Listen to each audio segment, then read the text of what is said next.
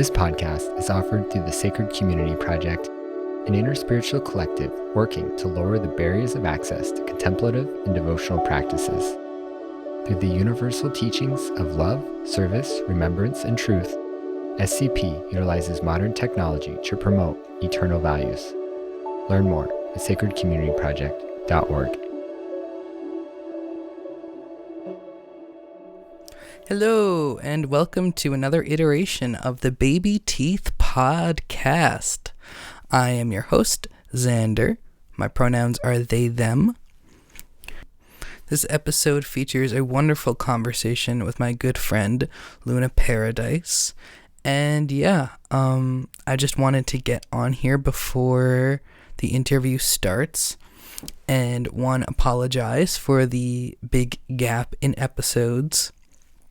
I will say, taking, December off was intentional for the holidays, and then I blinked somehow, and it's, April.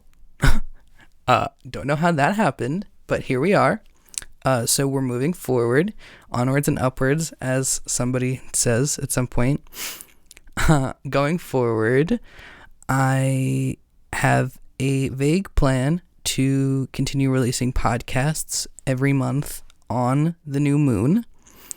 Hopefully I can stick to that because I just love the idea of having it be a part of the natural flow of the cycles of, because it's a new moon, kind of having it be an offering or a release.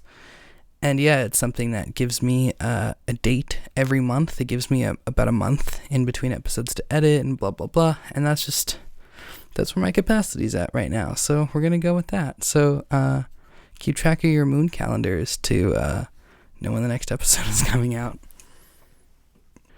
That being said, today's episode is being released on April 19th, which is the second and final new moon of the Aries season.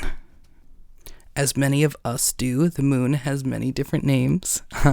It's the pink moon, the sprouting grass moon, the egg moon, the fish moon, also the Pasach, the Pashal, or Passover moon. It is also the Hanuman Jayanti festival moon, so the celebration of Hanuman's birth was just celebrated a few weeks ago. I'm actually around New York City right now, and I got a couple chances to celebrate Hanuman Jayanti. One at the Broome Street Ganesh Temple, where Nina Rao, Shama Chapin, hi, and David Das all led some chants, accompanied by Terrence. And then, actually, I went with David Das to a temple in New Jersey, where we did 21 Hanuman Chalisas. He did 7, and then I did 7, but my last 2, technically, David Das and I both played together on the harmonium, because I was playing a melody of his, but I lost it. Even though I lost everything, I basically had a second where I looked around and I was like, where am I? Who am I? Who are you? What's going on? It was very sweet. Anyway, I don't need to get into all of that now. Back to the moon itself. This moon also has a solar eclipse. It's a hybrid solar eclipse, which is a combination of a total eclipse and an annular eclipse, sometimes known as a ring of fire. This solar eclipse in Aries is full of fire and dynamic vibrations. Aries carries warrior energy and teaches us to overcome our fears with courage and confidence. This energy, coupled with the eclipse, helps us to see the truth around us and face it, no matter how much we want to run away from it.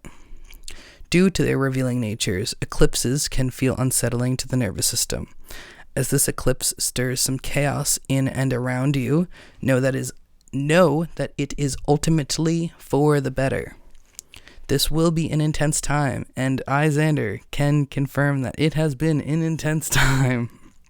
And it may, at many moments, feel unbearable.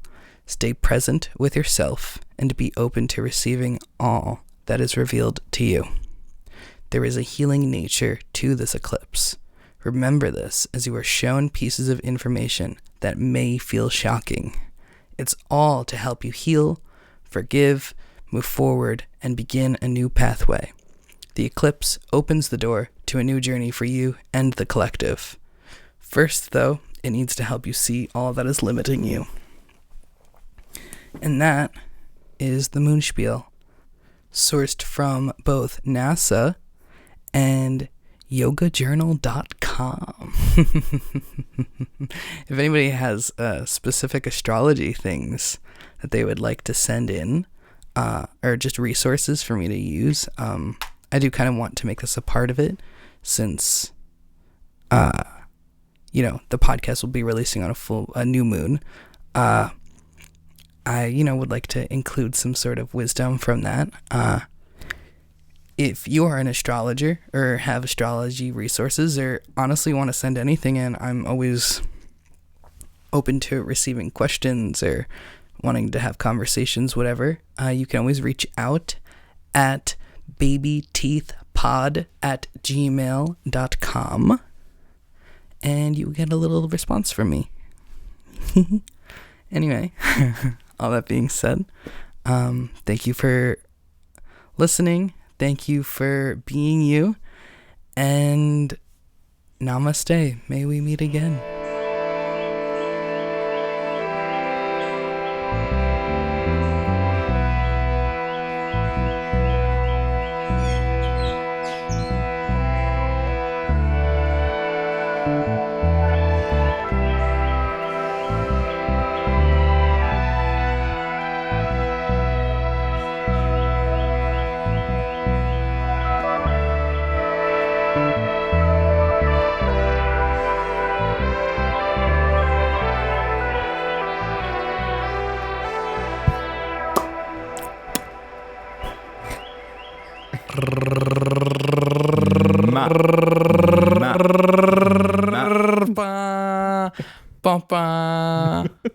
Welcome to the Baby Teeth Podcast.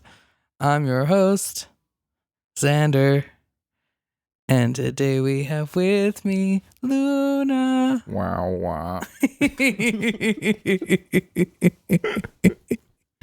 Hi. So Luna and I are here in their apartment in this is Brooklyn, technically. It is indeed Prospect Lefferts. Luna right now is currently in school to be a social worker. Almost done. Mm-hmm. Almost there, just the final stretch. Mm-hmm. And besides that, they are also a tarot consultant. Correct. As it says on your business card, I'm sure. Oh, absolutely. In gold foil. And yeah, Luna and I are we're friends, and here we are. Yeah. Here we are. Anything you'd like to start off with? Oh my goodness. I'll start off with a nice deep breath. I'll take 4 beats inhale, 3 beats pause, 4 beats exhale. I'm not sure how to. I've literally never done this before, but maybe if I snapped while I breathe. You could do that. That would be counting. Yeah. Okay, great. And I said 4, 3, 4, right? That is what you said. Yeah, I believe so. All right, I'm gonna do that now. You're welcome to join me, or not. That's cool too. Okay.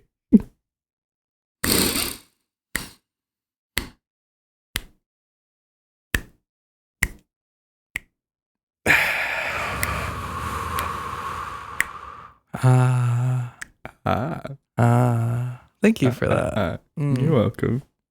The breath is so vital to our being. That only practically is it how our body gets oxygen, but I've noticed it really serving as a tool to like help unblock, to help unclog, to just help things move in general. Okay, yes. And I don't know if this is the path that we're going down, but I've definitely found the more I dive into the spiritual world, just how sacred, like inherently sacred, each and every breath is, and the sort of way that it's like designed to rise and fall like a wave. That like get like bigger as you go throughout something and then sort of diminish or crescendo. I don't know, it's wild stuff. Breath is cool. We love breathing. Related to breath actually, is Hanuman actually. Because Hanuman is the son of the wind god. Please say more. And so he is like wind itself. And what is breath and wind? Krishna Das also recently pointed out at the retreat I was at around the New Year. But he brought up the fact that, you know how it's called the Holy Spirit? Originally, it was actually the Holy Breath. Oh, absolutely. Originally, in which sort of telling or faith? I don't. It's just before a certain translation or in a different book or something. Right. Well, I feel like one of the sort of foundational teachings across almost all mainstream religion is that the first sort of spark of life was sound. Right. With the Bible, it was the word. And those sounds, at least as far as humans are concerned, would not be possible without breath. So it's almost like the thing that sort of pre-meditates or is like a prerequisite to sound. Interesting. And I was just reading the Ramcharitmanas last night, which is the story of the Ramayana. So that's Ram and Sita and Hanuman, their whole story. But it's the big like 1,000-page version. And so I'm just like 50 pages in or something.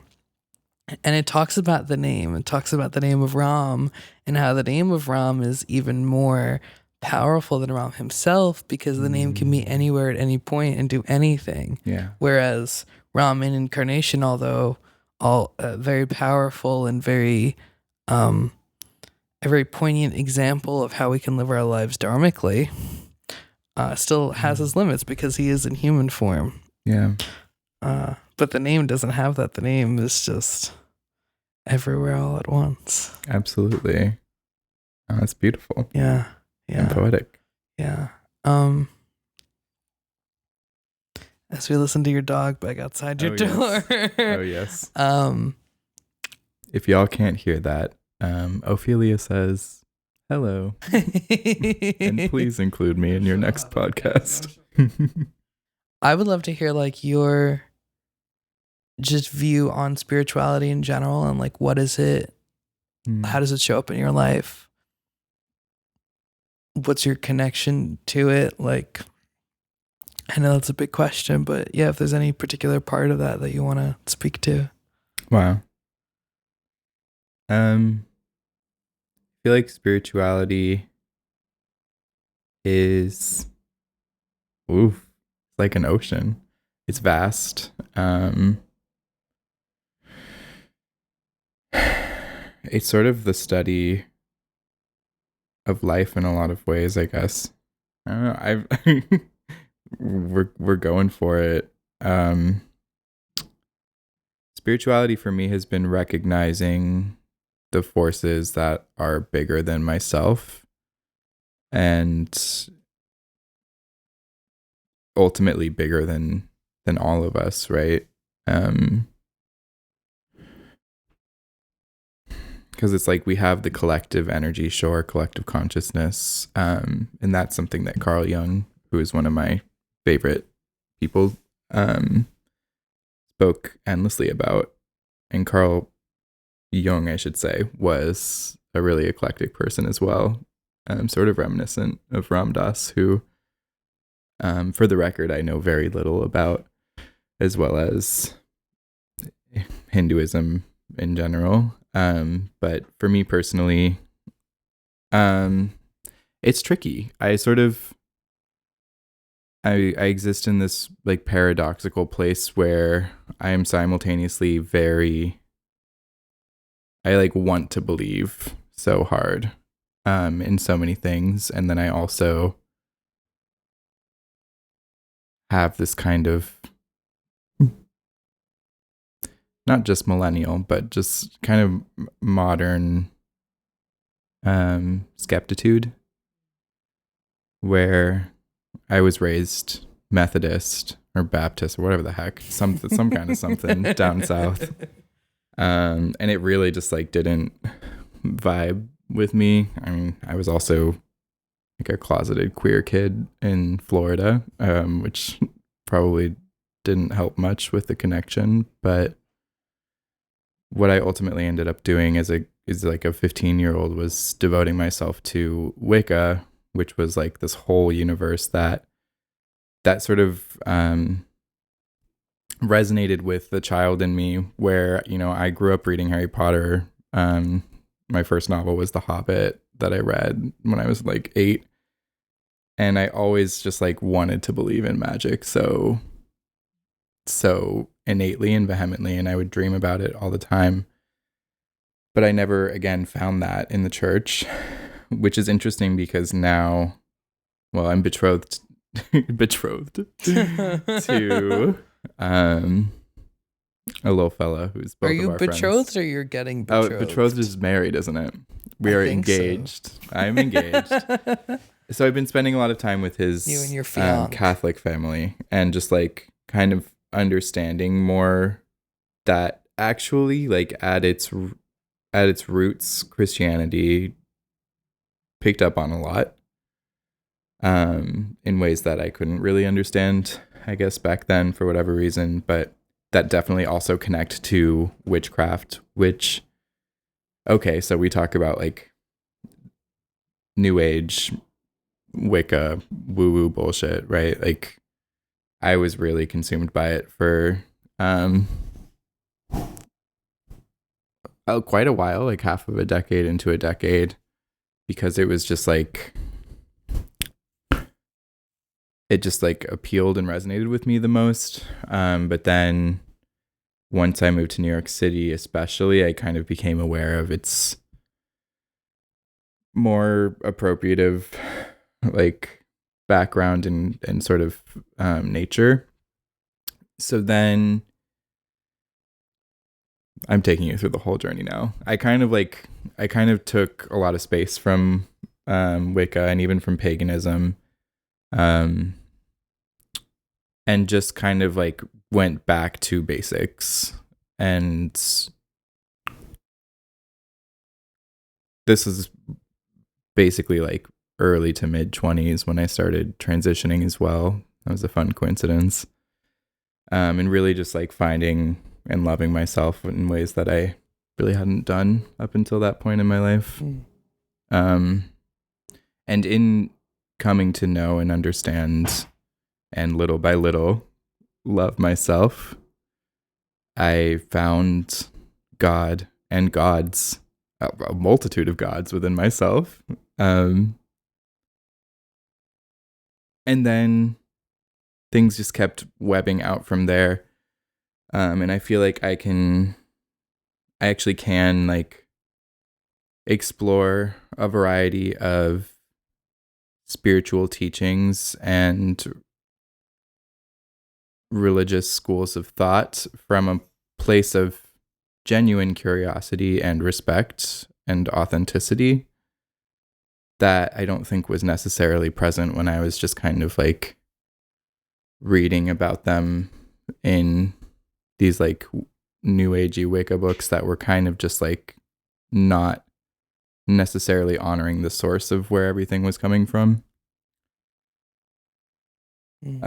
Somewhere along the way, I also started reading tarot for myself and then for friends and then just for strangers. And that was kind of an interesting thing to realize. My parents didn't tell me until I started reading tarot, but both of them were tarot readers before I was born.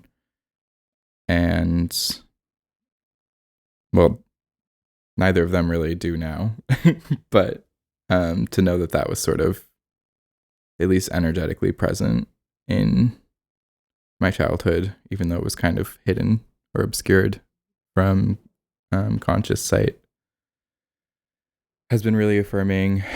And of course, paying due diligence to the history of tarot, which is something I like to teach in my workshops that I do with folks. But also using the tarot in ways that are completely novel and unique, I think, to my own energy and how I choose to navigate these vibratory fields that we call existence. And so everything, it really has been kind of labyrinthy too, where it feels like Labyrinth. It feels like the movie Labyrinth. No, I repeated Labyrinth because it reminded me of an exercise that Zander and I did involving a labyrinth not quite so long ago. But the idea is that the closer you look like you're getting to the center, you're actually like going off on this whole other path. And it really is like deceivingly.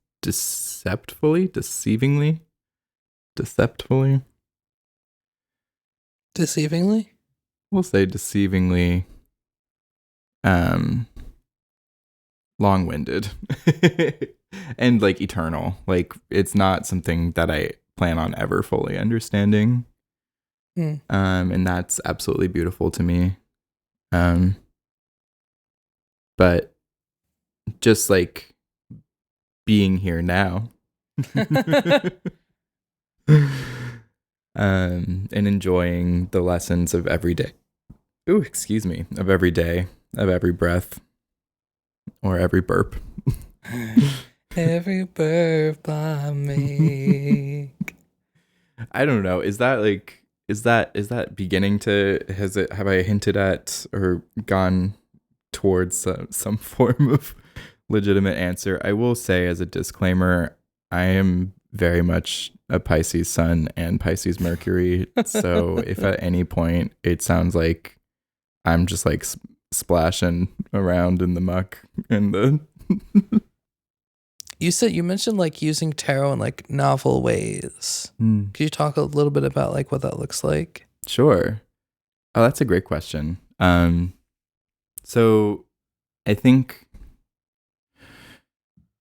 part of what makes tarot so appealing and sort of mysterious to folks is that it, as like this sort of set of 78 archetypal images, represents this kind of arcane knowledge, or gnostos, as they say in the old days.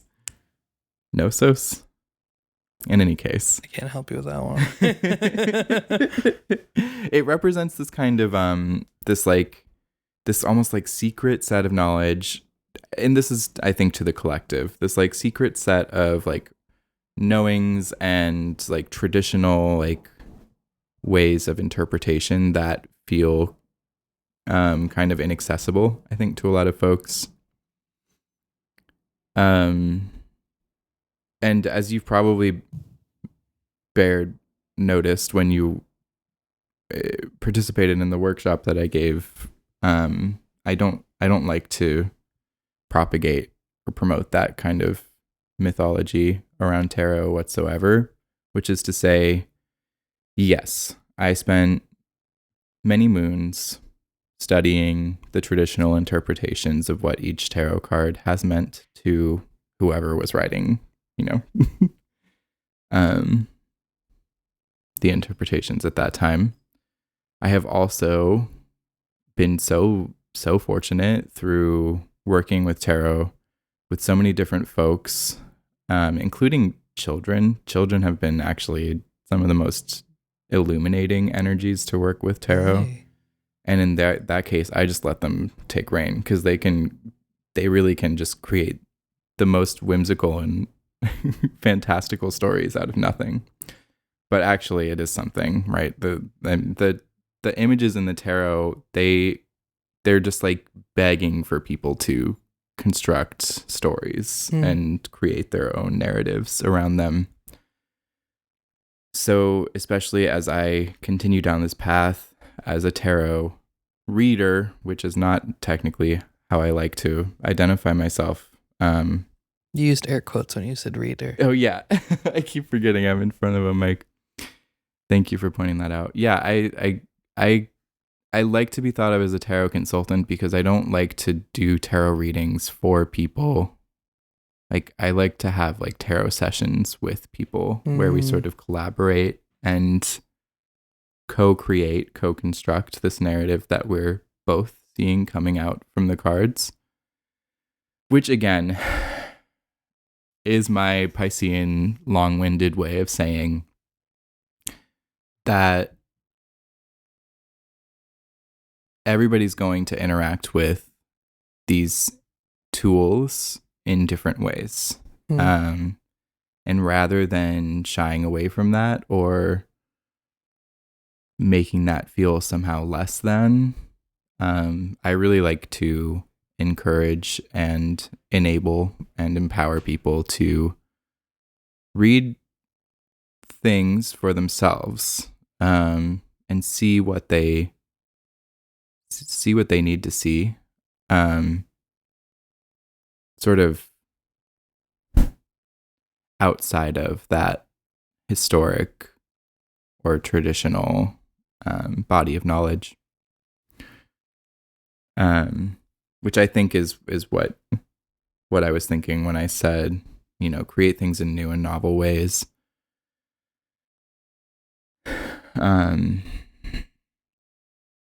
Because yeah, all of our stories are simultaneously the same and oh so very different in such a magical way. Fair. It's a tool, and I love that you said it because it's a tool. It's just one method that we are able to pull from, and it's something that to the extent that you're willing to like create the reality around what you're seeing, and also this exercise of like trusting that also, and like not only speaking that but trusting that it's authentic and it's actually coming from that place in you that is God, even if you're talking to the other part in you that maybe isn't. Yeah, absolutely. That reminded me of the sort of social worker textbook definition of spirituality as well, which is essentially just meaning making. It's meaning making. Meaning making. Minnie Mouse. Thank you. Which is, basically just like our willful, our intentional decision to make meaning out of senselessness, out of the chaos, right? And that is, I think, I guess I shouldn't say a purely human experience, but it is the thing that makes us human. Yeah, I think it's happening most frequently right now in humans. Yeah, out of what we can tell, at least. Sure. So tarot is very much just a channel. It can be a channel. It can be nothing at all. Something I also like to tell to clients who are very dubious of tarot and spirituality in general, is that it doesn't have to mean anything more than you want it to at the same time. And I'll give them my sort of psychology major spiel, which is that to a certain extent, it kind of applies to astrology as well. These images, they're archetypal, which simply means like kind of universal images that keep repeating time after time. So no matter who you are, these archetypal images are designed to resonate with you. So even from a purely non-magical, like scientific, even though low-key science is spirituality as well, but even from that kind of like hard psychological spin, you have the ability to find yourself in these images and to apply it, if you so choose, to your own predicament and your own image. So in that way, it's a mirror, regardless of how magical you think that mirror is. It's a mirror.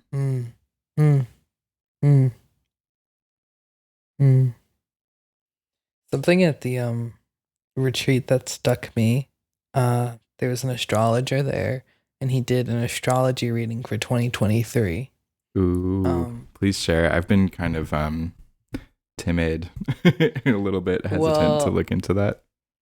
I don't fully remember exactly everything that he said, but he actually compared the charts of America to like the United States to when it was formed and to now. Fascinating. And how it's Pluto's return right now. Yeah. So like, but honestly, like what really stuck with me is not even the specifics of what he talked about, but more so like how he talked about astrology in general and how it was like in a very practical way of like, oh, well, Leos are born at the height of summer. So of course people are going to be more like in a different mental state. Like people are going to gather to see the baby born versus in the middle of winter. Like you pretty much be solitary. Like the effects of being born at 4 a.m. versus 4 p.m. Like just literally psychologically. Absolutely. And also looking at it like, you know, I brought up the Pluto thing for the United States. Which, by the way, if you are not familiar with the United States Pluto return, please look into it. It's a heck of a coincidence. Yeah, and you can talk about it too a little bit. I just, you know, he wouldn't even necessarily. I mean, he did talk a little bit about like what we can predict it means, but mostly by like looking at previous times that it's returned and like looking at like, you know, the Civil War being a factor there one of the times and all of it. Oh, it's huge. Yeah, I don't know how much I'll try and give like a Spark Notes version. I feel like, well, the most common return that we speak of is a solar return, which everyone calls a birthday because it's when the sun is in the same position in the sky that it was when you were born. But actually, all of the planets do this. And because of the way that the planets are positioned, they each take their own amount of time to make that full return. And Pluto being the farthest out there, way on the outskirts of the system, it takes about 250 solar years to complete a revolution around our planet, at least how it appears. So this is actually, we're currently in the US's first official Pluto return. The first official, really? Since it was established in 1776, which was only 250 years ago. Wow. Yeah. Wow. Like, was it 76 or 79? 76 sounds righter. Sure. Sounds righter. We do love to be righter. We have the access to Google. Yeah. And so if you think of Pluto, or, you know, Pluton as this, Hades, I believe is the Greek name, as the sort of ruler of the underworld, you can start to imagine the kinds of implications energetically that might be involved with a Pluto return. I feel like that's a sufficient cap on that. That's actually a good jumping off point because you mentioned something else when you were talking before that I wanted to dive into, both by a suggestion of your fianc, but also Fajonk. your fjord. My Fajonk gay. But also just because I was curious because you said it. You mentioned like being able to access that part in you that is God and finding many gods or goddesses. And I also recently heard you had an encounter with Apollo? It was Poseidon. Oh my goodness. So can you talk a little bit? Renton almost did tell me, and I said, no, I want to hear it straight from the source. So don't spoil it. Okay. So if you can first talk a little bit about like the deity work that you guys are doing as a whole. Okay. Well, first of all, I will say deity work was never something that appealed to me, probably as it was related to my failed attempts to connect with Christian capital G God in my adolescence. Even though I have, from quite a young age, always adored mythology, read so much on both Greek and Roman and occasionally Norse mythology. And again, like always wanted to believe that these things were true, but never really understood how they could be. So fast forward 10, 15 years. Now I'm with this quite precocious little guy. And he wasn't particularly, neither of us was real. We were still very much like discovering a lot together, even when we met. But when I was in Greece for the first time earlier this year, I came upon like a vintage coin that had Apollo's face worked into it at this like antique market. And it made me think of my little twink, my little sunny twink. Because that's what Apollo was, truly. It was like the twink god of the sun. And naturally, my little Leo fiance popped up. So I got it for him. And starting around then, which I guess was 6 or 7 months ago now, he started working with Apollo. And I didn't really pay it much mind, if I'm being real. Because again, I was just kind of like, what do you mean, like, you're talking to this like millennia old like god of the sun? I don't know. It's interesting where I will draw a line, or rather just like it's not even so much of a line drawing, or maybe it is in like the loosest sense of the word, because again, I just like I chose not to focus on it for a really long time. So that's all the sort of foundation. But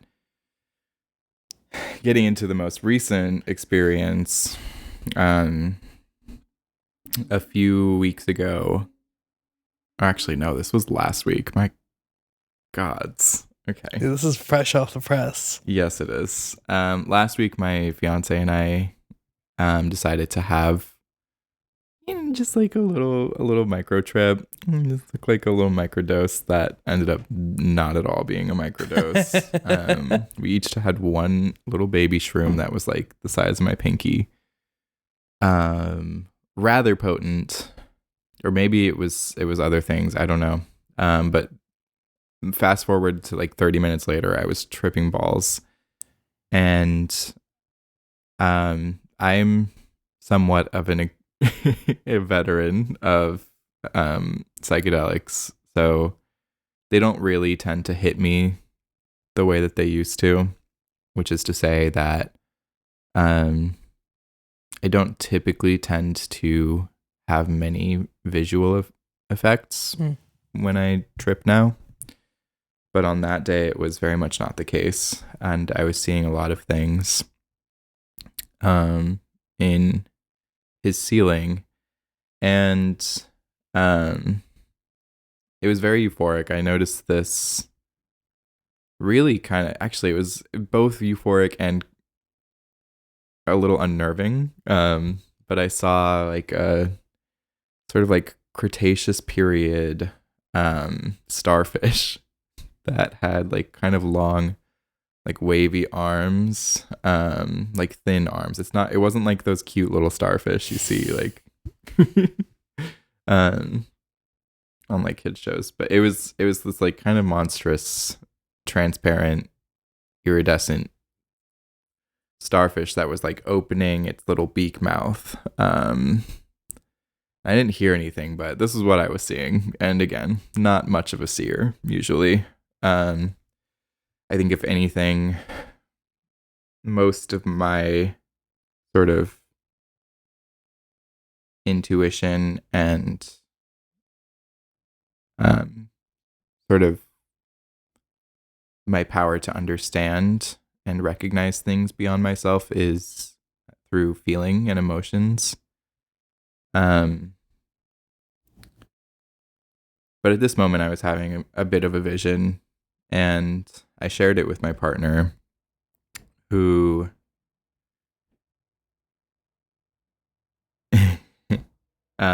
again has been doing this work and really connecting with it. He hears things, he sees things. He's on another wavelength from me. But he immediately, when I told him about the starfish, was like, "Oh, like, do you think maybe Poseidon is trying to speak with you?" He said that to you. He said that to me, and I was just kind of chilling on the bed at this point, so I was like, sure. Like, okay, that could be the case. And Renton, who is like kind of it. Not to put them on blast right now, but he's a silly little.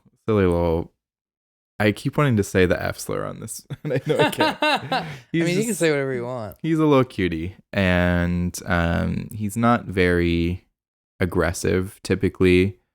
He's kind of on the more passive side, usually, you would say. But when he's on shrooms, he switches. I don't know if you've seen that Renton yet. We have not. But he just he kind of becomes this all-knowing, all-seeing dom daddy twink. It's really, really quite Reiki master. So he, as soon as I was like, yeah, sure, it could be him. He looks at me dead in the eyes and he's like, "You're doubting it, aren't you?" And I was like, "What?" Because he's the sweetest little guy. And I didn't recognize that Shroom Renton was about to be on top of me, pinning me down, and wrestling toxic energy out of my body. This is a really recent. I don't know if he's told you about his sort of Reiki discoveries and breakthroughs recently. We've talked a little bit about it, but maybe not. He's just unbelievably talented. We're still very much untapping that, but when he's on shrooms, it's just fully unblocked, and I can feel him tugging these ropes of negativity out of my body.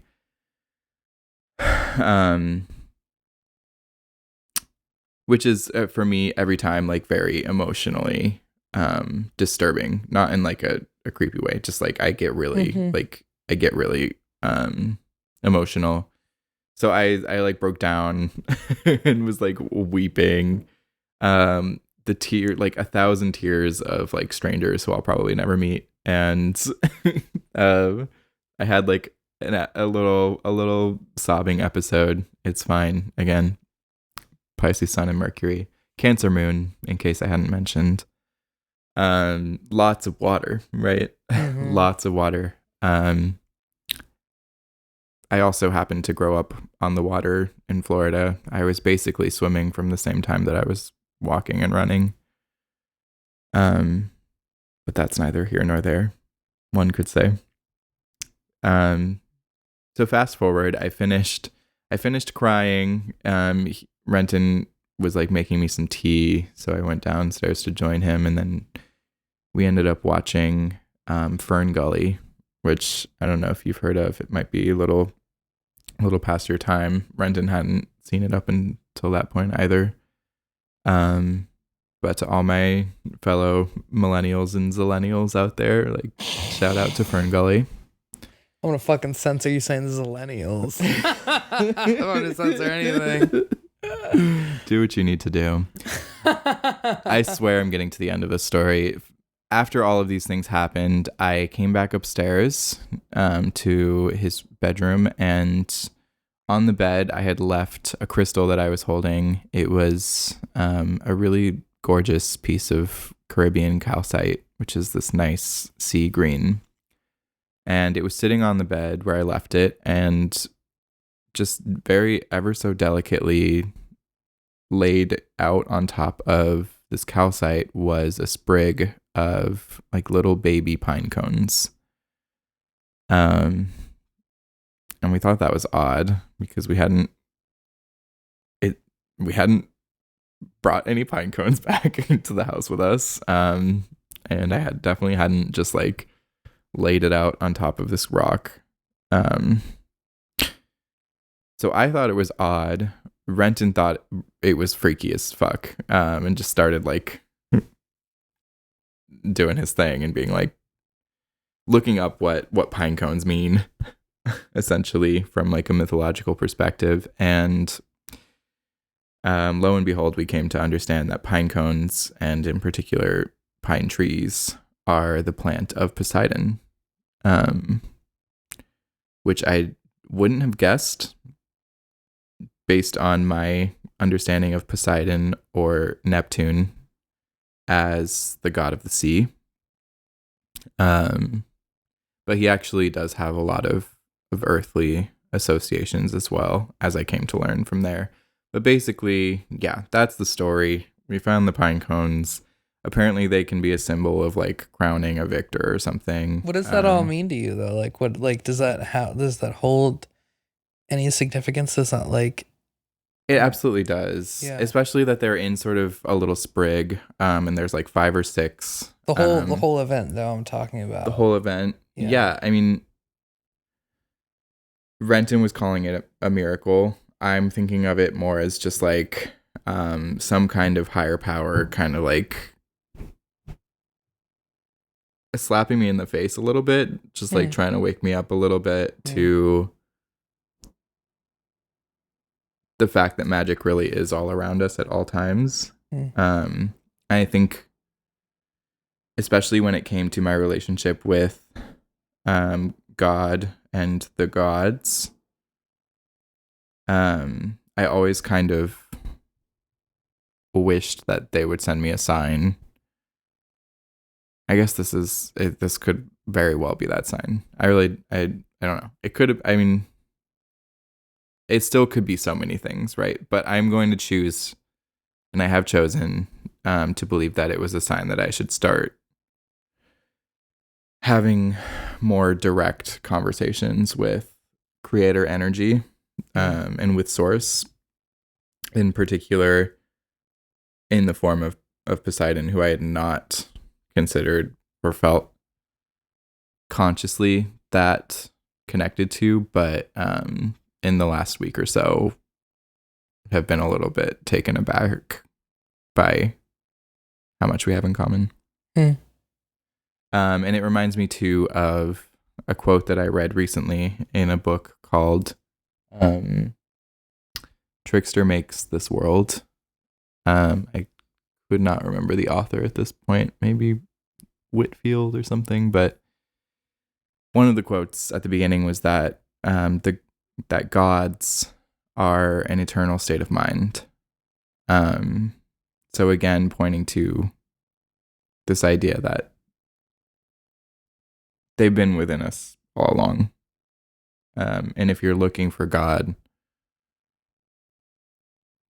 all you really need to do is take a look inside. Or turn on Percy Jackson movie. Yeah, literally. No, like that's, yeah. It's such a strange juxtaposition of like what we're taught gods and God means. And I'm just like, why? Anyway, I have lots of questions still, but I think that's a positive thing because I might have been getting a little comfortable for a minute. Can we take a 5? Absolutely. I gotta go piss. Do it. We'll be back right after this commercial break. Ba-da-da-da. And we're back. Thanks to Indoor Plumbing. Thanks to Indoor Plumbing. All right then. Where were we? I do have another kind of line of inquiry I'd like to explore together, and that is the relation between, or what your experience has been with, like, and you talked about it a bit, around like your gender journey and its kind of reflection in the spiritual journey, or vice versa. Oh, wow. Yes. Yes.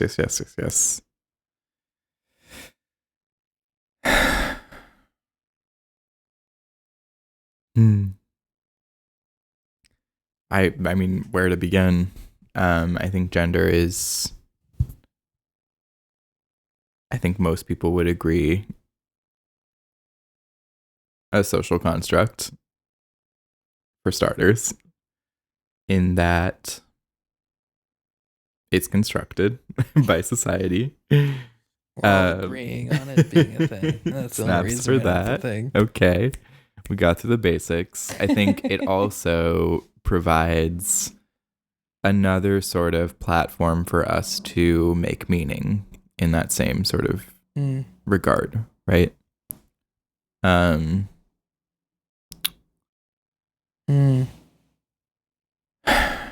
Wow.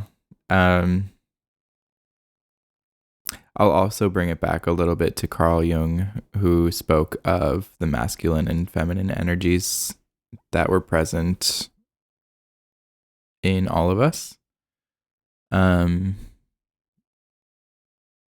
Which I think is also, if you dig deep enough or make enough meaning from texts, again, from basically every religion, you can do it. But for me, transness has been a very particular journey where I spent the first 22 or so years of my life identifying as male, and then just kind of flipped a switch, and not even necessarily based on any kind of tangible feelings or like ways of knowing myself. I literally just was kind of like, well, I haven't considered this before. Let's give it a try. And there are probably going to be some people who are very upset in hearing that, I would imagine, because I feel like part of not just trans individuals, but the entire LGBT platform in asserting its own legitimacy has been, well, we were born this way. Which is what makes us valid. Like we didn't choose this. Which is funny that like that's the narrative, because it's just a different box. Right. Yeah, absolutely. In my case, I grew up being fine for the most part. I mean, hindsight is 20/20, right? With the idea of being male. But I also grew up in this very crazy little bubble called Florida, where transness was not a topic. I didn't really understand what trans was until I left home. And even then I didn't fully understand it until I started meeting other trans folks. And I was like, well, these are some really beautiful individuals inside and out. And if I can be more like them and I don't have any real issues or concerns with being like them, then why shouldn't I? Now, of course,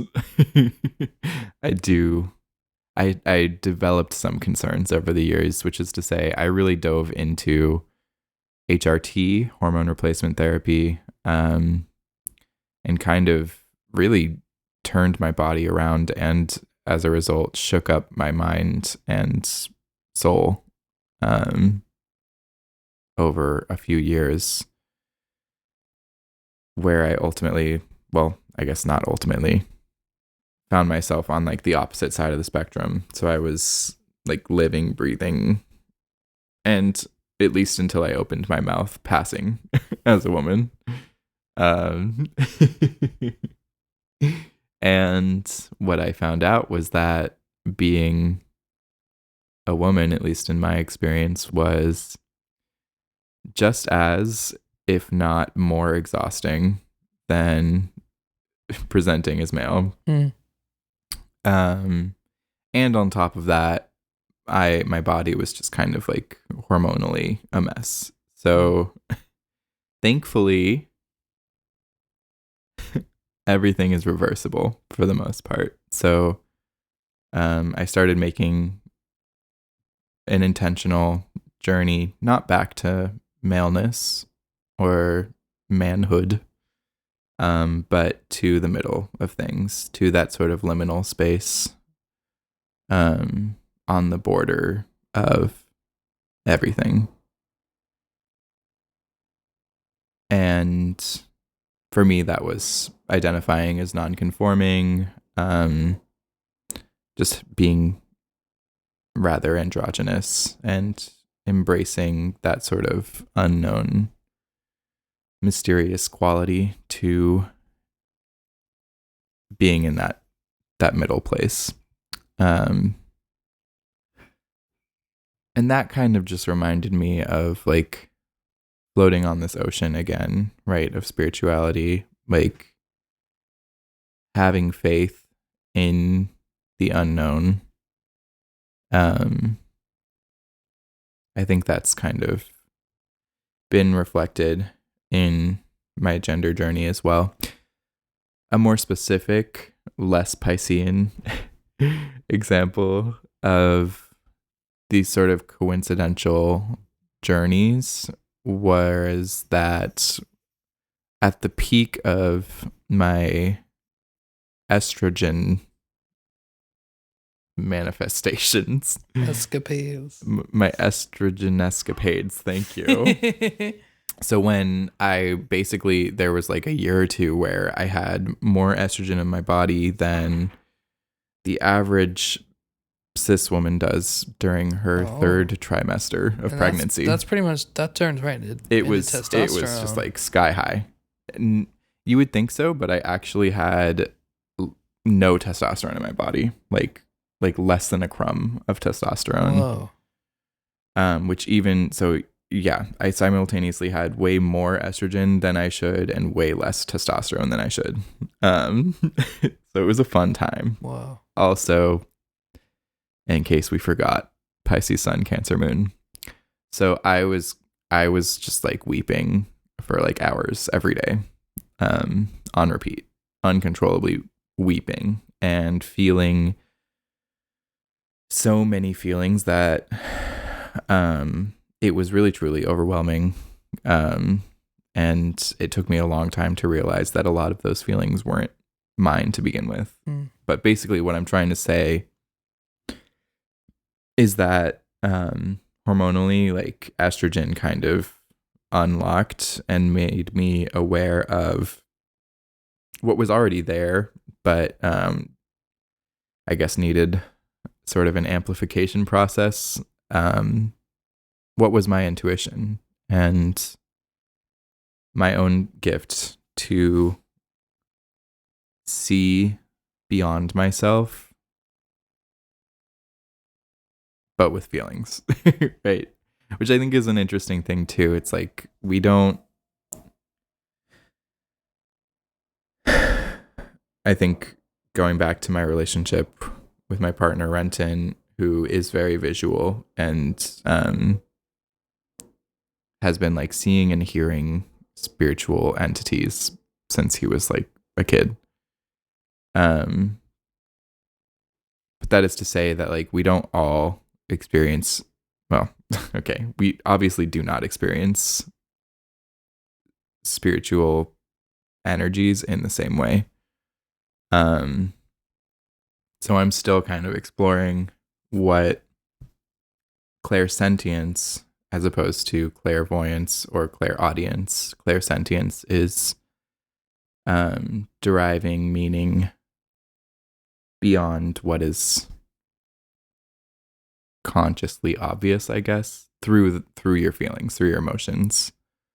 Right, where clairvoyance is you see things beyond what is typically seen, or clairaudience is you hear things beyond what is typically heard. Is what sort of provoked me to get into tarot, and have sort of a physical tool set and manifestation of that gift. There's a lot of different kinds of ways of knowing. So, when you said like the feelings like weren't your own, what did you mean? Oh my goodness, I really quite literally was just feeling, and in New York City, it's constantly like it's there. It's really quite unavoidable, but arguably it's the same everywhere, because even beyond lifetimes, like energies persist and emotions carry over.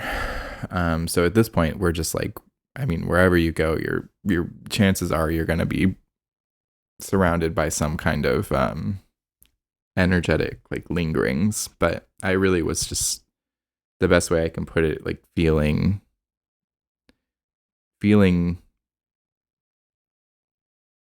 the sort of total like energy of the world.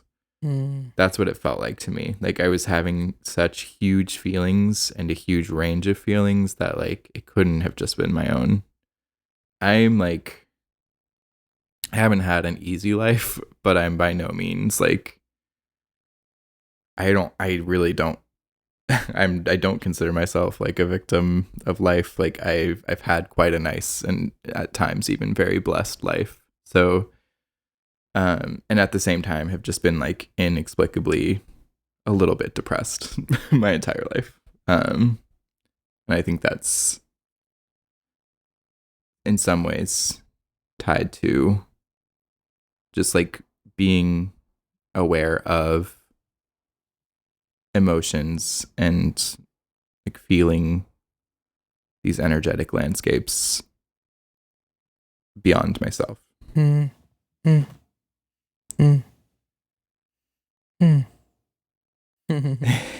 it almost gets to the point where it's like, at times I think pointless to try to like disentangle myself from the feelings of others, but actually like practically and realistically speaking, it's it's something that I still strive to do whenever possible, because there's a lot of suffering out there, and as well as a lot of joy. Are any emotions true, or are they just effects from other things happening? Are any emotions true? All emotions are true. They are simultaneously the effect and the cause of everything. The cause? Yeah. So I guess going back to, we'll dive back into, I'll put my psychologist hat back on. It's also really interesting that you get that hat that you get to look at things from now too. Absolutely.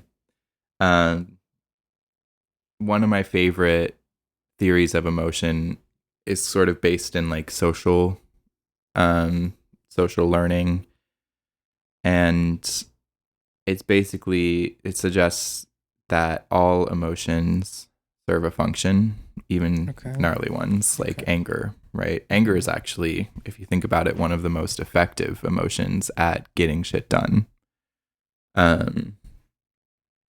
So yes, emotions and feelings are very much the effect of things. We feel them in reaction to a lot of things, but they also then drive us, both as individuals and as a collective, towards changing, towards change, across the divide. I'm just reflecting on like Bhakti yoga, because Bhakti yoga is like the yoga of emotions, basically, of feeling. Bhakti? Bhakti. Okay. Yeah, it's like devotional. So like when I'm singing a Hanuman Chalisa, that's like for me a part of the Bhakti practice because it's like opening my heart. Um, and you know, it is also it's a practice in dualism. So like there is a separate you and me from God, but only because it like inspires the sense of longing that is supposed to be like a motivator and moving you towards ultimately realizing there is no actual separation, but it's kind of using because we're in a world of duality, using that as fuel to kind of go beyond it. Mm-hmm. Yeah. That resonates. Yeah. And connecting emotion with physicality as well as our old friend breath sounds like a really powerful form of magic. Yeah. And kirtan, I mean, I could go on all day about it, but it is such like a beautiful intersection because it is physical, yet you don't really move. Yet it's also vocal, it's also mental, like it's everything. It's all encompassing. And when you play that harmonium, man, there's no getting away from it. I have been rather blessed to experience your playing of the harmonium, and I do wish that. Actually, I won't even say wish. I have every intention of joining you when the moment is right at a kirtan, and I look very much forward to that moment. Yeah, I definitely want to do this. I'm gonna, yeah. But just because we're kind of in a wind down, do you have any final reflections or conclusions from anything that we've talked about today, or just anything they want to share before we finish? Sure. I think something that is sort of jumping out to me right now as a product of our conversation, but also of my own personal musings over the last few weeks, is that if you're ever feeling lost in the mists of it all, first of all, congratulations. What a beautiful place to be. But second of all, I don't know, it can sort of seem daunting, I suppose, or overwhelming to even like to pick a direction to go in, right? But I think something that I've been really quite cosmically hit over the head with recently is that all that matters is that you pick one.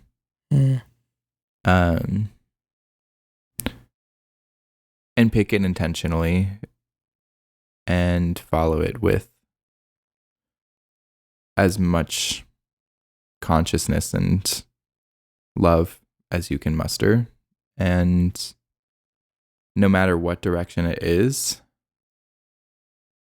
it will be beautiful, and it will offer some knowledge and some value, even if it might take longer than you would like for it to make sense. Even if it never does. Amen. Thank you for that. I know I needed to hear that. You're welcome. And if you're still lost after that beautiful speech, you can open up your nearest web browser and head over to babyteethpod.com to check out other episodes and get connected to the Sacred Community Project who helps put out this podcast. Luna, do you have any online presence to point people towards? Anything you want to plug? Sure. I do have an Instagram that you may contact me at. I will definitely respond at some point or another. It is Our Lady of Paradise. That's Our Lady of Paradise. period. I'm always available at some point. And I would be happy to answer any questions or just say hi or potentially set up a tarot session. Hit me up. Yeah, maybe let's do a live tarot sometime soon. Oh, that would be cool. Yeah. I don't get to do many readings for the collective, but I would like to. Yeah. Maybe. Okay. Anyway, you can find the link to that down in the description, along with all the other links to everybody else who makes this all possible. Thank you so much, Luna. This has been such a wonderful time. I always love getting to chat and hang out. Thank you for opening up your wonderful space. I walked into the apartment building and I was like, this is a real apartment building. Wow. Oh, Look at them. yes. Look at them do this. Oh, yes. Started from the bottom, still a bottom. But with a nicer apartment. As always, the thanks are entirely mutual. So thank you. And thanks y'all for listening.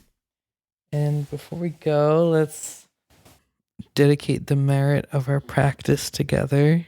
May we recognize our intention to take refuge in the love of sacred community here, today, and every breath. From all that ever was, for all that will be, we show thanks to those before us and share grace for those ahead. Here we exist only through this moment, grounded by Earth, Mother Divine. May we each recognize our own wings, woven out of love. Amen. Until next time, Ram Ram.